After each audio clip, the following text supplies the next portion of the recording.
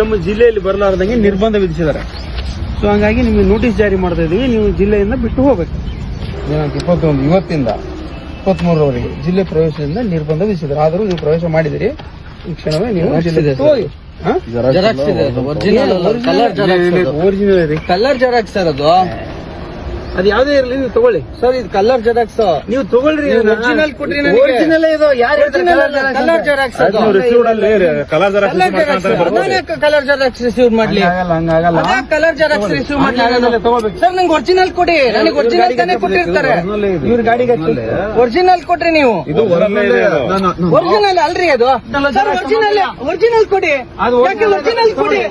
ಯಾರ್ಯಾರು ಹಿಡ್ಕೊಂಡು ಪಟ ಪಟ ಅಂತ ಮಾಡಿದ್ರೆ ನಾನ್ ನೋಡಿ, ನಾನು ಅಂಜನಾದ್ರಿ ಬೆಟ್ಟಕ್ಕೆ ಹೋಗಿ ಬರ್ತೀನಿ, ದೇವಸ್ಥಾನಕ್ಕೆ ಹೋಗ್ಬಿಟ್ಟು ವಾಪಸ್ ಬರ್ತೀನಿ ಅಂಜನಾದ್ರಿಗೆ.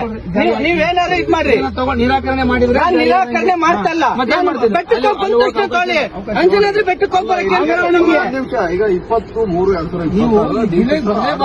ನಿಮ್ಗೆ ಹೇಳಿದೀವಿ ಆಲ್ರೆಡಿ. ಎಲ್ಲ ಹೇಳಿದ್ರಿ? ಯಾರು ಹೇಳಿದ್ರು? ಯಾರು ಹೇಳಿದಿರಿ? ಯಾರು ಹೇಳಿದ್ ನಂಗೆ? 21/3/26ರಿಂದ 23/3/26 ಕೊಪ್ಪಳ ಜಿಲ್ಲೆಗೆ ಪ್ರವೇಶಿಸದಂತೆ ನಿರ್ಬಂಧ ವಿಧಿಸಿ ಪ್ರತಿಭಾವಂತರನ್ನು ಆದೇಶಿಸಿದೆ. ಯಾಕಾಗಿ ಎಲ್ಲ ಇದೆ, ಓದಿ. ಅದನ್ನೇ ನಾನು ಹೇಳ್ತಾ ಇರೋದು. ನಾವು ಇಲ್ಲಿ ಅಂಜನಾದ್ರಿ ಬೆಟ್ಟಕ್ಕೆ ನಾವು ದರ್ಶನಕ್ಕೆ ಬರಬಾರ್ದ?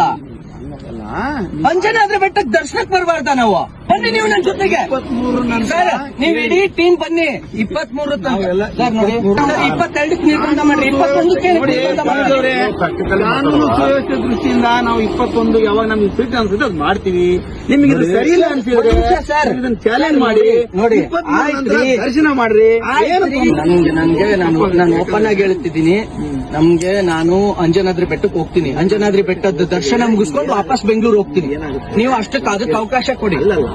ನನಗೆ ಅವಕಾಶ ಕೊಡೋ ಇದ್ರಲ್ಲಿ ಇಲ್ಲ ಸರ್. ನಾನು ಹೇಳಿದಾಗ ಅಂಜನಾದ್ರಿ ಬೆಟ್ಟಕ್ಕೆ ಹೋಗ್ತೀನಿ, ನೀವು ನಮ್ಮ ಜೊತೆಗೆ ಬನ್ರಿ.